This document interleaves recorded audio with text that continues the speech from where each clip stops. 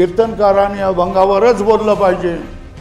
संसाराच्या वायफळ गप्पा आणि चिंतन करता कामा नये। विनोदाची विनाकारण विनोद लावता कामा नये। जे लोक आलेले आहेत, बोधासाठी आलेले आहेत, शिक्षणासाठी आलेले आहेत, आपल्या मनावर काही संस्कार व्हावे, रोजच्या जीवनामध्ये जे दुःख येतात त्याच्यावर काहीतरी इलाज मिळावा, याच्यासाठी आलेली असतात।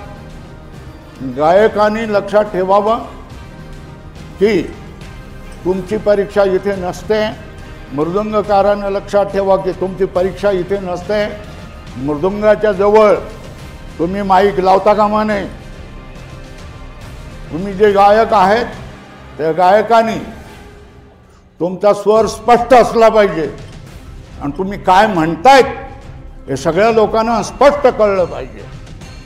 उगाचच उंच स्वर लावून गडबड गोंधळ उडवून देऊ नका।